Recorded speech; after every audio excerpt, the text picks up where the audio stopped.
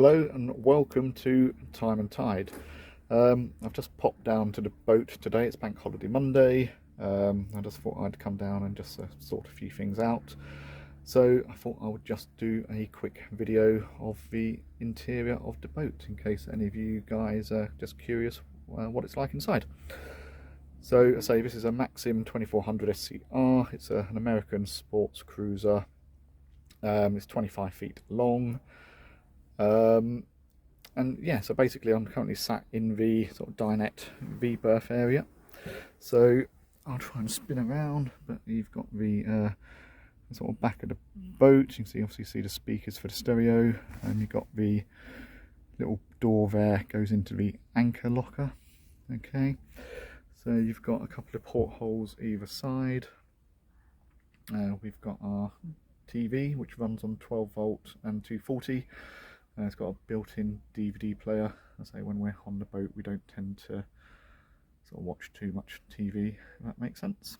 So we've got some storage up there for just DVDs and chargers and stuff like that. And then you've got the actual sort of table and Berth. Obviously what I'm sat in at the moment. You've got the galley over on the, well, it's on the port side if you're facing the right way. So we've got the microwave up there, which we can run off our inverter, and just got like a little shelf or ledge for tea, coffee, knickknacks, that type of stuff. A bit more storage for cups, and I tend to keep the alcohol supplies in there. And then we've got our camping stove, and then you've got obviously the entrance off the boat, how to get into the main cabin area.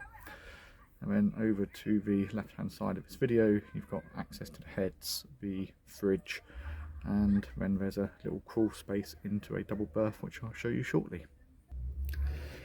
Okay, so I've just obviously come out of the dinette area to get a view from a different angle. So you've got the sort of little table. That isn't the table that drops down to make the bed up. That's out in the back of the boat at the moment.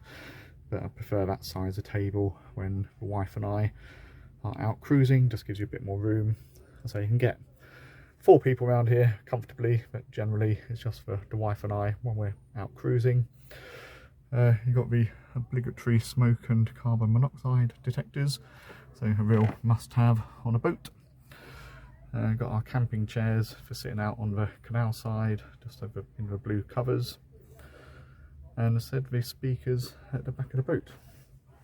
So sort of into here you've got, say, storage, bits and pieces in these cupboards.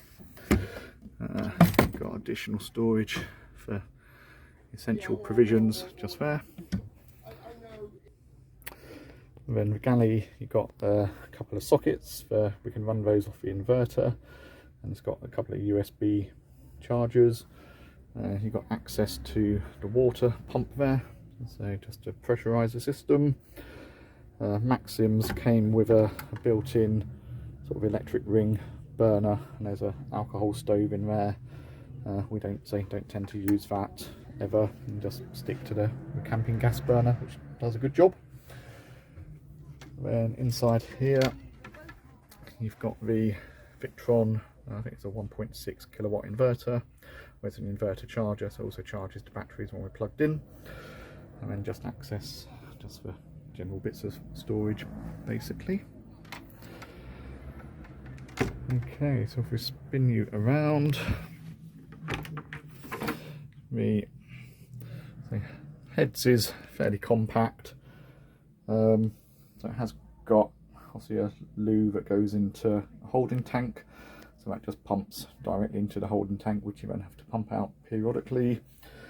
I have got hot and cold water on the boat, and the socket here pulls out, and you can, I believe, put it somewhere up there for a shower, but we don't tend to use the boat for showers. We would just tend to use boaters' facilities or campsites or stuff like that if we're out. Again, you've got a reasonably big storage locker there just for bits and pieces, and a mirror to check yourself out in the morning. But so pretty compact, but does the job. Okay, so the again, boat's got a fridge. So again, it's actually, from a fridge perspective, really good. Freezer compartment isn't so good, so we don't obviously put any frozen stuff in here, but for just keeping general food cold and sort of wine and stuff like that, it does a good job. So I forgot to mention, on the Galley we obviously have got a bowl for washing up and all that good stuff. I won't lift this back any further because it's full of cups from when we came in at the weekend and haven't quite cleaned up yet, so that'd be a job for after this video.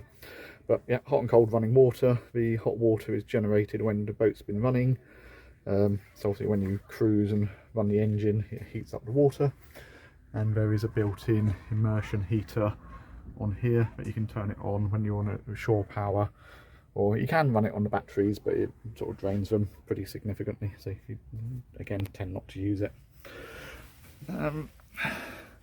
So in here is the double berth. So it is compact, so I'm not going to lie, but actually it is a reasonable size, and I'll get in there in a minute and take a video from inside.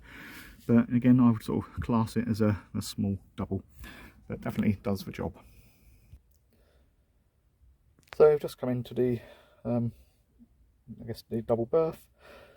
So as you can see, I'm sort of laid in here on my own, so there's definitely room for two people in here. You've got storage down the end, so it's a shelf down there, but you can just put clothes, towels, whatever you want to shove on there. You've got a window that goes into the, obviously, the back of the boat. So you obviously, over night time, you can have the window open to help with ventilation. And then obviously the end where my head is obviously where we tend to sleep, because you've got a bit more headroom up here. So you've got your lights and what have you. So I can sit up in here comfortable. You know, I'm 5'10". Yeah, I can get in here no troubles at all. So I've just rearranged the V-berth. So I've put the table, the other table comes with the boat, back in. And then you've got an infill cushion, and this actually, in this configuration, is just a really good place to chill of an evening. You can sit with your backs up against the rest there, and just say chill out, watch TV, have a glass of wine. Underneath all of these cushions, there's storage under there. So again, there's plenty of additional space just to stow stuff that you keep on the boat. Okay, so I'm just obviously in the back of the boat now, so at the helm position. So obviously this is where we drive the boat from. So that's fairly straightforward, but you've got all of your switches here for the horn, windscreen wiper, lights, all that good stuff. There's a 12 volt cigarette charger there, and that little screen is for the depth gauge.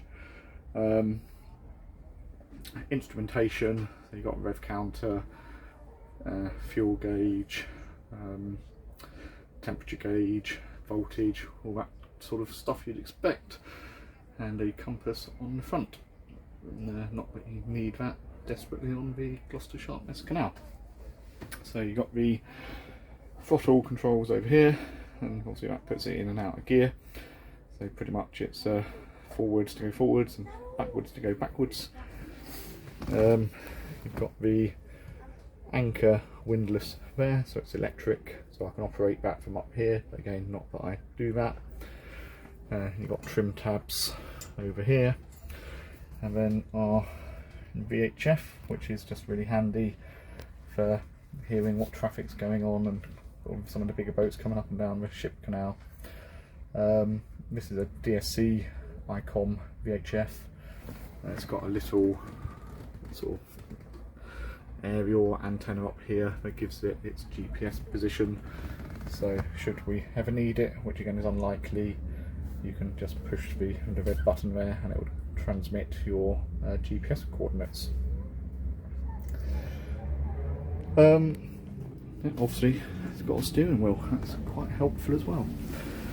So got a sort of a door, actually shuts off the main panel and the hatch just slides around.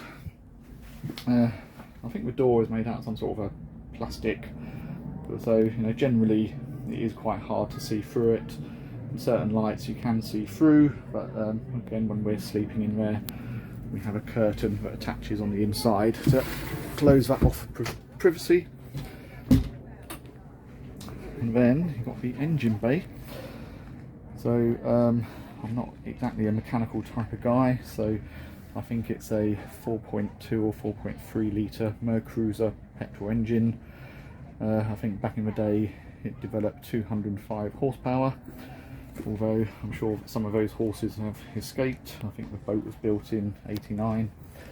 But in essence, I put in additional batteries, so the yellow lids are, we've got 4 more leisure batteries on that side, so that's on the starboard side of the boat. We've got a holding tank there for the loo, that's where the loo pumps into. And then on the right hand side, the red topped box is the starter battery, another leisure battery, and then you've got the water heater, I think the Califia, something like that we pronounce it, and then you've got your fresh water tank down there. But no, generally the engine's been sort of rock solid, starts every time and hasn't let us down at all, so all good. Gloucester, what? Oh, hello, we're Merganza. We're just going to come up to the lock on the canal side.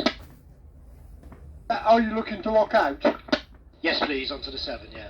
Yeah, I'm just locking the boat up, Skip, and then I'll let them out and you make your way in and we'll get you on your way. Lovely, thank you. And there we go, a good example of, say, the VHF just being a handy tool to have even on a canal and river. Okay, so in the rear of the boat, so I've got the curtains up at the moment, so that's why it's a bit dark in here.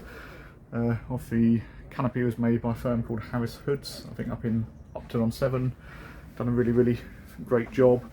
The curtains just sort of velcro in, but effectively you've got from a helm position, you've got a double seat, so you can certainly get 2 on there comfortably. It's obviously is a reverse layout seat, so it's got the same on the back. And then quite a nifty thing about these seats is there's a couple of knobs down there where you can undo them, and the whole seats move forwards or backwards. So basically if you're driving, I can move them back towards the back of the boat and have more room when I'm steering the boat. And then when you've moored up, you can slide them back into the helm position to have additional room for the sort of table area and the rear facing bench seat.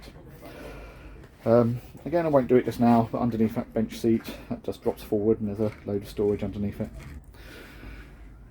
So just looking, I guess, towards the front of the boat, you've got steps out onto the front of the deck. So you've got a little glass door in the middle that opens up, the middle of the canopy unzips and lifts up, so you can walk out there for mooring or doing whatever it is you need to do. So it's obviously just on a nice hot day, quite nice to have it all open. All of the side of the canopies all unzip and roll up. If you're adventurous, you can take it all off, but I again don't tend to bother with that, I just tend to roll it up. The rear panel fully unzips and rolls up as well, so I think in the UK that's as much as you need. And then finally you've got a little transom door out onto the back of the boat. There is a little in that door down there, a little shower if you was ever in a warm enough climes to use it, and then you're out onto the swim platform. So just a couple of shots from the boat from the outside. So I say we're down in Gloucester docks, which is where we moor in Victoria Basin. We've got our shore power obviously connected to the boat, so that just obviously charges the batteries and gives us power when we're obviously moored up somewhere. The sort of silver caps down here, there's a couple of those, so they do water, petrol, and one's for the pump out. And then that's the VHF aerial. And then as we move forwards, so there is a small sort of side deck on here, but it's not a lot of use until you're very forward of the boat. And then we've got our little flag, the nav lights at the front, and then a searchlight or spotlight. And then that's just looking back at the boat.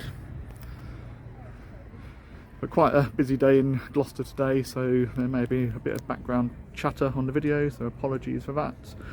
No, generally nice, really like Gloucester Dock. Just quite a good vibe to come from the house down here. We only live about 3 miles away, so we can get down quite quickly. This is even good if you're just having a day shopping in Gloucester Quays. You can just come onto the boat and have a coffee and chill out and all that good stuff. So I think I'll wrap this video up. Thank you very much for watching. So I'm pretty new to YouTube, so not the most polished videos out there, I'm sure. But if you could like, add some comments, subscribe, that would be fantastic and much appreciated. So many thanks.